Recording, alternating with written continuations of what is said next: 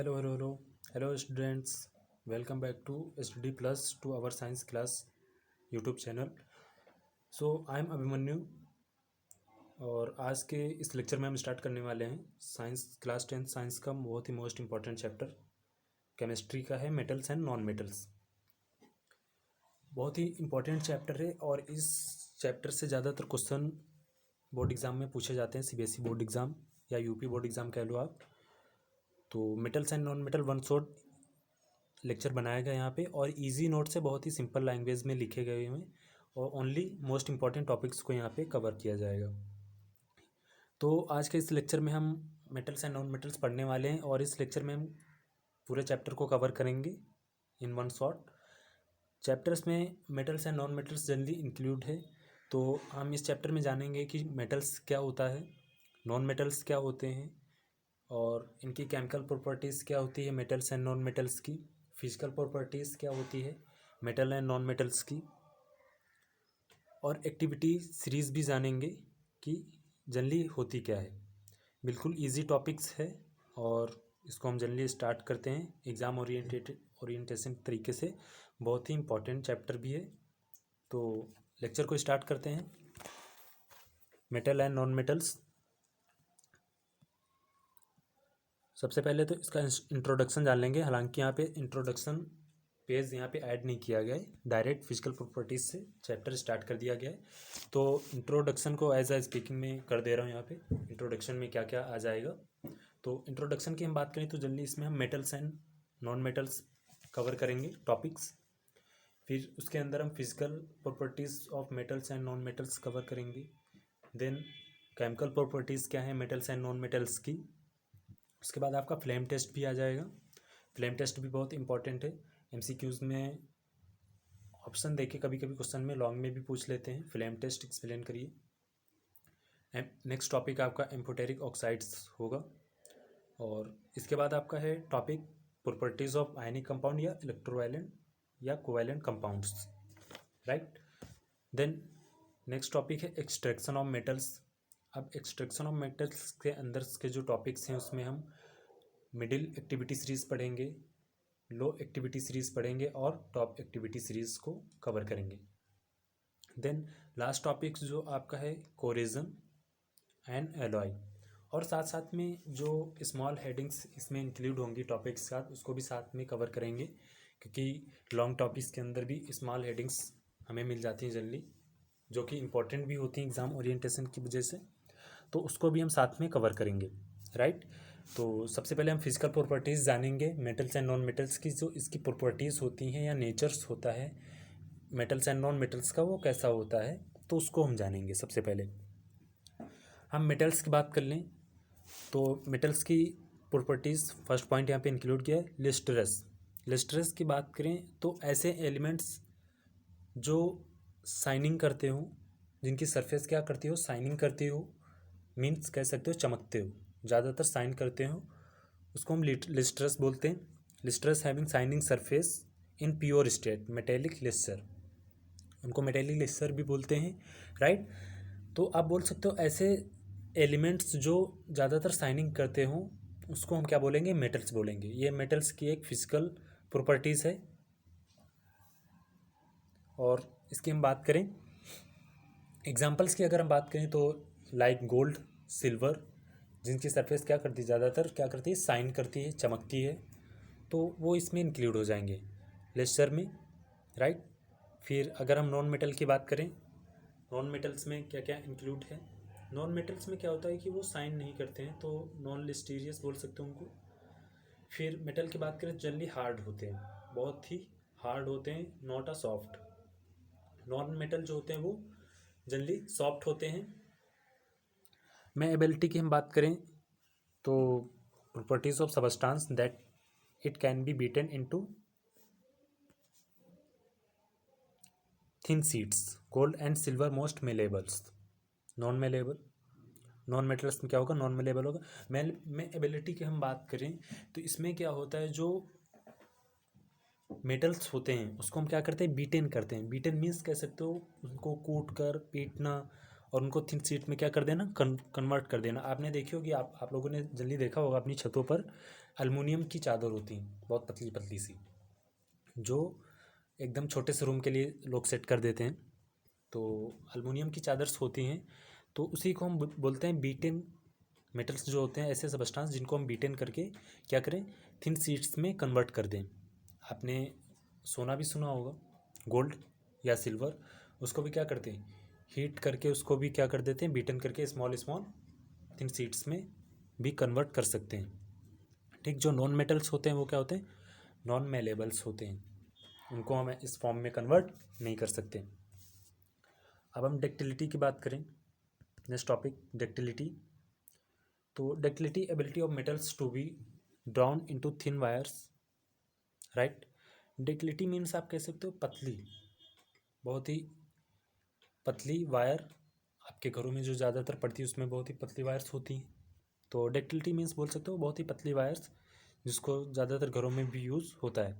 और non metals की हम बात करें तो नॉन डक्टाइल होगा। इसके बाद हमारा केमिकल प्रॉपर्टीज़ आ जाती हैं मेटल्स की, मेटल्स एंड नॉन मेटल्स की केमिकल प्रॉपर्टीज़ क्या क्या इनमें इंक्लूड होती हैं, राइट। तो इसमें बोल सकते हो कि जो मेटल्स होते हैं वो ऑक्सीजन के साथ अगर रिएक्ट करेंगे तो क्या कंपोनेंट हमारा या का कॉम्प्लेक्स क्या फॉर्म होगा, एसिड के साथ रिएक्ट करेंगे तो क्या कॉम्प्लेक्स फॉर्म होगा, ऑक्सीजन के साथ रिएक्ट करेंगे तो क्या कॉम्प्लेक्स फॉर्म होगा। ठीक इसी प्रकार हम नॉन मेटल्स की अगर बात करें तो उसमें भी सेम कंपोनेंट्स दे रखा है कि अगर नॉन मेटल से ऑक्सीजन के साथ रिएक्ट होगा तो किसका फॉर्मेशन होगा, हाइड्रोजन के साथ रिएक्ट होगा तो क्या फॉर्म होगा, बेस के साथ रिएक्ट होगा तो क्या फॉर्म होगा, और एसिडिक ऑक्साइड के साथ फॉर्म होगा तो क्या रिएक्ट होगा। वो तो वहाँ पे फॉर्म हो रहा है। ऑक्सीजन की बात करें तो मैग्नीशियम जो कि मेटल है हमारा, 2 मोल ऑफ मैग्नीशियम के साथ ऑक्सीजन रिएक्ट होकर किसका फॉर्मेशन कर रहा है, मैग्नीशियम ऑक्साइड का। सेम वाटर में भी ऐसा इंक्लूड है, सोडियम वाटर के साथ रिएक्ट करके सोडियम हाइड्रोक्साइड का फॉर्मेशन कर रहा है, और क्या कर रहा है, हाइड्रोजन गैस को क्या कर दे रहा है, रिलीज़ कर दे रहा है, हाइड्रोजन गैस को रिलीज़ कर दे रहा है। ठीक, इसी प्रकार की आगे की भी रिएक्शंस इसमें दे रखी है, जो रिएक्शन हो रही हैं। एसिड के साथ रिएक्ट कर रहा है, हेलोजन के साथ रिएक्ट कर रहा है, नॉन मेटल्स में आपका ऑक्सीजन के साथ रिएक्ट करेगी, हाइड्रोजन के साथ नॉन मेटल्स रिएक्ट करेंगे, बेस के साथ रिएक्ट करेंगे, राइट। फिर इसके बाद हमारा नेक्स्ट टॉपिक आता है फ्लेम टेस्ट। फ्लेम टेस्ट क्या होता है इसके बारे में जानेंगे। हालांकि यहाँ पे इसका इंट्रोडक्शन दिया है, डिटेल में हम टॉपिक को आगे कवर करेंगे कि फ्लेम टेस्ट होता क्या है। ठीक है, तो यहाँ पे तो हम इंट्रोडक्शन पढ़ लेंगे फ्लेम टेस्ट क्या है। तो आप बोल सकते हो फ्लेम टेस्ट ऐसे एलिमेंट्स या वो एलिमेंट जिनको हम बर्न करें, मतलब जलाएं, अगर उसको हम जलाएंगे तो उनका जो कलर होगा वो कैसा शो करेगा। फ्लेम टेस्ट इसीलिए यूज़ करते हैं कि हम सोडियम है या पोटेशियम है, जो एलिमेंट्स हैं हमारे, उसको अगर हम हीट करेंगे या उसे हीट करेंगे, जलाएंगे, तो उसका जो कलर होगा वो कैसा फॉर्म करेगा, राइट। तो सिंपल सी बात है, सोडियम है, उसको अगर हम जलाएंगे तो उसका कलर कैसा फॉर्म हो रहा है, येलो कलर फॉर्म हो रहा है। जो सोडियम है हमारा, उसको बर्न करेंगे तो येलो कलर का फॉर्मेशन फ्लेम टेस्ट में हमें देखने को मिलेगा, येलो कलर शो हो रहा है। पोटेशियम की बात करें तो lilac colour, lilac colour means बोल सकते हो पर्पल कलर या बैंगनी कलर शो करेगा फ्लेम टेस्ट में।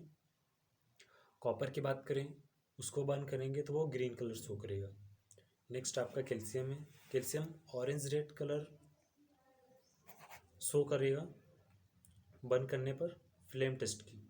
ठीक है, फ्लेम टेस्ट में ऑरेंज रेड कलर शो करेगा। बेरियम की बात करें तो Apple green light colour show करेगा हीटिंग पे। नेक्स्ट टॉपिक आ जाता है आपका एम्फोटेरिक ऑक्साइड्स। एम्फोटेरिक ऑक्साइड्स क्या होता है जनरली, इसको हम जानेंगे। यहाँ पे तो स्मॉल हेडिंग्स में ही मेंशन किया गया है, डिटेल में हम टॉपिक्स में कवर करेंगे। एम्फोटेरिक यहाँ पे 2 पॉइंट्स में जनरली इंक्लूड किया गया। एक एसिड के साथ रिएक्ट, एल्युमिनियम जो है आपका वो एसिड के साथ रिएक्ट करेगा तो किस चीज़ का फॉर्मेशन करेगा, देन बेस के साथ रिएक्ट करेगा तो फॉर्मेशन किसका करेगा। एग्जांपल्स हैं यहाँ पे आपके aluminium oxide Al2O3, zinc oxide, lead oxide, last आपका SnO2। इसके बाद हमारा डिटेल में आ जाते हैं फ्लेम टेस्ट। फ्लेम टेस्ट क्या होता है? फ्लेम टेस्ट अभी हमने इंट्रोडक्शन में ही पढ़ लिया कि फ्लेम टेस्ट का हम यूज़ क्यों करते हैं। इसलिए क्योंकि फ्लेम टेस्ट जनरली हम ऐसे एलिमेंट्स या वो एलिमेंट्स जिनको हम चेक करें बर्न अकॉर्डिंग उसको बर्न करेंगे तो उसका जो कलर होगा वो कैसा शो करेगा। तो सबसे पहला हमारा एलिमेंट्स है लिथियम आयन। इसका अगर हम फ्लेम टेस्ट बर्न करेंगे जलाएं इसको, लिथियम को अगर हम जलाएंगे तो किस कलर का फ्लेम देगा हमें?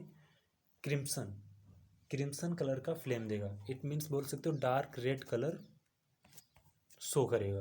क्रिम्सन कलर मीन्स बोल सकते हो dark red colour lithium elements. Next element है आपका सोडियम। उसको भी हमने इंट्रोडक्शन में भी पढ़ लिया। वो कौन सा फ्लेम शो करेगा? येलो कलर फ्लेम शो करेगा। इसके बाद है आपका पोटेशियम, लैलिक कलर, बैंगनी कलर बोल सकते हो या पर्पल कलर बोल सकते हो। कैल्शियम की बात करें तो orange red colour and copper की बात करें तो ग्रीन कलर।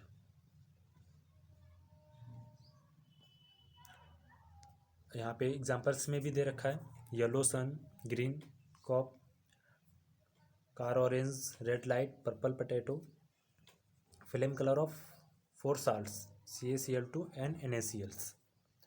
ठीक है। इसके बाद हमारा आ जाता है एम्फोटेरिक ऑक्साइड्स। अब हम जानेंगे एम्फोटेरिक ऑक्साइड्स होते क्या हैं।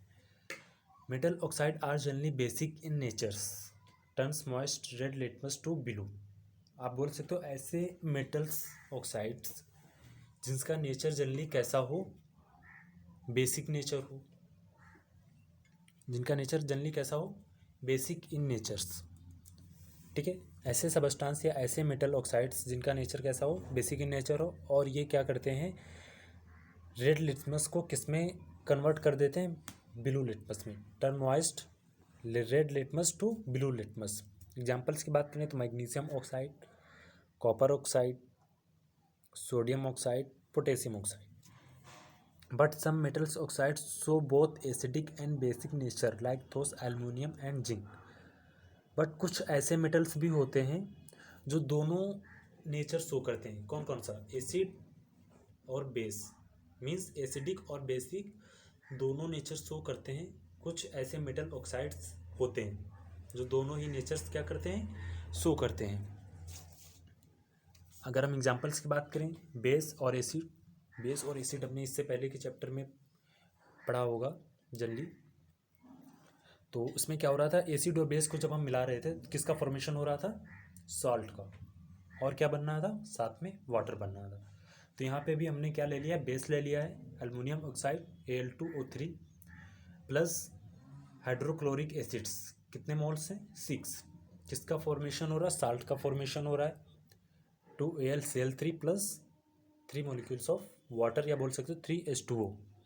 तो एसिड और बेस सिंपली बात है, एसिड और बेस अगर मिलेंगे आपस में कंबाइन होंगे, कॉम्प्लेक्स होंगे तो किसका फॉर्मेशन करेंगे? किसका कॉम्प्लेक्स बनेगा? सॉल्ट का plus water. Then such metals oxides which react with both acid as well as base to produce salt and water known as amphoteric oxides। आप बोल सकते हो एम्फोटेरिक ऑक्साइड्स ऐसे मेटल्स जो एसिड और बेस के साथ रिएक्ट करके किसका फॉर्मेशन कराएं? सॉल्ट्स का एंड वाटर। उसको हम क्या बोलेंगे? एम्फोटेरिक ऑक्साइड्स बोलेंगे। ये ऐसे सबस्टांस या ऐसे एलिमेंट्स बोल सकते हो आप एसिड और बेस को रिएक्ट कराने पर किसका फॉर्मेशन कराएं? सॉल्ट का फॉर्मेशन कराएं प्लस वाटर का। तो उस तरह के प्रोसेस को जनरली क्या बोलेंगे? एम्फोटेरिक ऑक्साइड्स बोलेंगे। ठीक है। नेक्स्ट टॉपिक कवर करते हैं। इसके बाद हम नेक्स्ट टॉपिक का होगा उसको देखते हैं। Sorry, reactivity series. अब हम रिएक्टिविटी सीरीज में देखेंगे कि मोस्ट रिएक्टिव एलिमेंट्स कौन होते हैं और लेस रिएक्टिव एलिमेंट्स कौन होते हैं। राइट। तो इसमें हम बात कर लेते हैं सब जो मोस्ट रिएक्टिव एलिमेंट्स होते हैं जनरली हाइड्रोजन से ऊपर के जो दिए गए हैं यहाँ पे पोटेशियम, सोडियम, कैल्शियम, मैग्नीशियम, ये क्या होते हैं? मोस्ट रिएक्टिव एलिमेंट्स होते हैं। रिएक्टिविटी सीरीज मीन्स यही है, most reactive elements. Less reactive की बात करें तो हाइड्रोजन से जो डाउन्स के होते हैं नीचे के कंपाउंड्स या elements, copper, mercury, silver, gold, यहाँ जो मेंशन किया गया है उसी की हम बात कर रहे हैं, राइट। तो वो लेस रिएक्टिव होते हैं और ये मोस्ट इंपॉर्टेंट भी है रिएक्टिविटी सीरीज़। कभी कभी एग्ज़ाम में पूछ भी लेता है कि रिएक्टिविटी सीरीज़ को डिफाइन करिए, या जो मोस्ट रिएक्टिव और लेस रिएक्टिव कंपाउंड्स हैं या कंपोनेंट्स हैं उनको यहाँ पे क्या करेंगे आप, राइट, लिखिए। इसको याद करने का सिंपल सा तरीका है, यहाँ पे एक थोड़ा सा फनी टाइप में भी दिया है, पढ़ लेते हैं। कुड़ी नाल कार मांगू अल्टो जिसको फिर लेकर हम चले मथुरा साथ घूमने, ठीक है। तो ये याद करने का तरीका है इसको सिंपली से, क्योंकि ये बोर्ड एग्जाम में ज़्यादातर पूछ भी लेते हैं। तो वैसे तो potassium, sodium, calcium, magnesium, aluminium most reactive elements याद करने में हो सकता है थोड़ी सी प्रॉब्लम हो, लेकिन ये एक ईजी प्रॉब्लम्स, ईजी है, ईजी प्रिपरेशन के लिए भी है। तो इसको आप सिंपल से पढ़ सकते हो कि कुड़ी नाल कार मांगो अल्टो जिसको फिर लेकर हम चले मथुरा साथ घूमने, राइट। तो ये होगी आपकी रिएक्टिविटी सीरीज़। इसके बाद हमारा नेक्स्ट टॉपिक आ जाता है आयोनिक इलेक्ट्रोवैलेंट कंपाउंड्स प्रॉपर्टीज़। हम आयोनिक इलेक्ट्रोवैलेंट कंपाउंड प्रॉपर्टीज़ या बोल सकते हो इलेक्ट्रोवैलेंट प्रॉपर्टीज़ ऑफ कंपाउंड्स या कंपाउंड्स, इलेक्ट्रोवैलेंट कंपाउंड्स की प्रॉपर्टीज़ के बारे में हम जानेंगे। तो क्या होते हैं इसके बारे में हम पढ़ेंगे। फर्स्ट पॉइंट है आपका hard solid compounds because of strong force of attraction between positive and negative ions, brittle in nature, breaks into pieces if pressure is applied. क्या होते हैं इलेक्ट्रोवैलेंट कंपाउंड, इनकी जो प्रॉपर्टीज़ होती हैं वो क्या होती हैं। जब हम किसी मेटल्स और नॉन मेटल्स, जब इनके बीच कोई हार्ड या स्ट्रॉन्ग फोर्स लगता है, आप एग्जांपल ले लीजिए पॉजिटिव एंड नेगेटिव, इनके बीच में सिंपल सी बात है, positive ion and negative ion में सबसे हार्ड और स्ट्रॉन्ग फोर्स उसमें लगता है, उसी को हम जनरली क्या इलेक्ट्रोवैलेंट कंपाउंड की जो प्रॉपर्टीज़ होती है उसमें इंक्लूड्स होती है कि attraction between positive and negative metals ion, ठीक है, उसके बीच में कौन सा चार्ज लग रहा है, force attraction positive and negative ions के बीच में स्ट्रॉन्ग फोर्स लग रहा है, या बोल सकते हो हार्ड मोर स्ट्रॉन्ग फोर्स, जिसकी वजह से क्या हो रहा है, अट्रैक्शन हो रहा है, पॉजिटिव और नेगेटिव आपस में अट्रैक्ट हो रहे हैं, उसके बीच में हार्ड मोर स्ट्रॉन्ग फोर्स लग रहा है, ठीक है। तो उसी प्रोसेस को जल्दी हम क्या बोलेंगे, वो जो प्रॉपर्टीज़ हैं इसकी इलेक्ट्रोवैलेंट कंपाउंड्स की वो इसमें इंक्लूड्स हैं, ठीक है। ब्रिटल इन नेचर्स किस नेचर के होते हैं, ब्रिटल इन नेचर्स के होते हैं, ठीक। नेक्स्ट पॉइंट है आपका high melting and boiling points because large amount of energy is required to break strong inter ionic एट्रैक्शंस।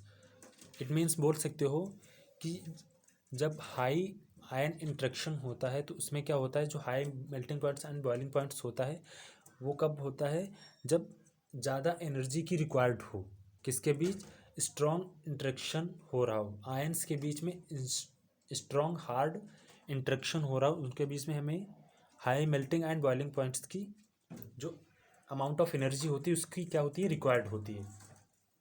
क्यों रिक्वायर्ड होती है, उसको ब्रेक करने के लिए, स्ट्रॉन्ग इंटरेक्शन बिटवीन आयंस, उसको ब्रेक करने के लिए इसकी हमें क्या होती है, हाई अमाउंट ऑफ एनर्जी की रिक्वायर्ड होती है। थर्ड पॉइंट की बात करें तो generally soluble in water but insoluble in solvents like kerosene, petrol, alcohol, etc, ठीक है। जो सॉल्युबल होता है वो वाटर में सॉल्युबल्स होते हैं, और इनसॉल्युबल्स की बात करें तो कैरोसिन, पेट्रोल, अल्कोहल्स ये इंक्लूड हो जाएंगे इसमें। फोर्थ पॉइंट है आपका in solid state do not conduct electricity as ions can not move because of strong electrostatic force of attractions. बोल सकते हो strong electrostatic force attraction between positive and negative ions. यहाँ पे लास्ट पॉइंट में दे रखा है इलेक्ट्रोस्टैटिक फोर्स ऑफ अट्रैक्शन। ये किसमें इंक्लूड्स होगा? पॉजिटिव और निगेटिव आयन के बीच में जो स्ट्रॉन्ग फोर्स लग रहा है उसको हम क्या बोलेंगे? Strong electrostatic force attraction between positive and negative ions. ठीक है, यहाँ पे मेंशन भी किया गया है कि जो क्वेश्चन है आपका high melting and boiling points, large amount में एनर्जी रिक्वायर्ड हो रही, क्यों क्यों ज़्यादा अमाउंट में एनर्जी हमें चाहिए? स्ट्रॉन्ग आयन इंटरेक्शन को ब्रेक करने के लिए। सीबीएसई 2023 में ये क्वेश्चन पूछा गया है। लास्ट क्वेश्चन है आपका 2023 में, वो भी पूछा गया है, तो इसको आप अच्छे से कवर कर लीजिएगा, पढ़ लीजिएगा, क्योंकि मोस्ट इम्पॉर्टेंट क्वेश्चन है और टॉपिक्स भी है। इसके बाद हम नेक्स्ट टॉपिक की बात करें, एक्सट्रैक्शन ऑफ मेटल्स। मेटल्स का एक्सट्रैक्शन क्या होता है? Elements of compounds which occurs naturally in earth crust. It means बोल सकते हो, सबसे पहले तो हम यही जान लेते हैं एक्सट्रैक्शन ऑफ मेटल्स क्या होते हैं। इसमें कुछ जो पॉइंट्स इंक्लूड हैं, फर्स्ट आपका मिनरल्स हो जाएगा, सेकेंड ओर्स है, थर्ड गॉन्स है, फोर है इनरिचमेंट ऑफ ओर या कंसंट्रेशन ऑफ ओर। ठीक है, तो फर्स्ट है हमारा मिनरल्स एलिमेंट्स और compounds which occurs naturally in earth crust. आप बोल सकते हो कि ऐसे कंपाउंड्स जो नेचुरली अर्थ से क्या हो, क्रस्ट हों, ऐसे कंपोनेंट्स या ऐसे एलिमेंट्स जो अर्थ से क्रस्ट हों, कार्बोनेट हो या एलिमेंट्स हो, सल्फाइड हो, अर्थ से जो क्रस्ट हो, उनको हम क्या बोलेंगे? मिनरल्स बोलेंगे। ठीक है, सेकेंड क्या है हमारा? ओर्स है, those mineral which contain a very high percent of a particular metal and metal can be profitably extracted from it's called ores. आप बोल सकते हो ऐसे मिनरल्स जिसमें से हम आसानी से जो मेटल्स होते हैं उसको निकाल सकें, ऐसे मिनरल्स जिसमें से हम मेटल्स को आसानी से निकाल सकें और प्रॉफिट भी हो, है ना। ऐसे मिनरल्स जिसमें से हम मेटल्स को आसानी से निकाल सकें और क्या प्रॉफिट भी हो, ऐसे कंपोनेंट्स या ऐसे एक्सट्रैक्ट जो इंक्लूड्स होते हैं इसमें, उसी को हम ओर्स बोलते हैं। ठीक है, तो थर्ड है आपका गैस। ठीक, impurities like soil, sand etc present in metals ores कह सकते हो। जो आयरन होता है उसमें कभी कभी जंक्स भी लग जाती है। और अदर की हम बात करें, जो इम्प्यूरिटीज़ होती हैं या कह सकते हो, अब मान लो मेरे पास एक आयरन की कोर है या सल्फाइड है या कार्बोनेट है या एलिमेंट्स है आयरन की, आप कुछ भी मान लो, आयरन की कोर ही मान लो। हमारे पास एक आयरन की कोर है, इसके अंदर जो भी गंदगी है, इसके अंदर जो भी डर्ट रहता है या गंदगी रहती है, उसको हम क्या बोलेंगे? इम्प्यूरिटीज़ बोलेंगे। तो वही हमारी इम्प्यूरिटीज़ होती हैं, उसके अंदर जो आयरन कोर के अंदर क्या होती है, प्रेजेंट इम्प्यूरिटीज़, उनको हम गैस बोलेंगे।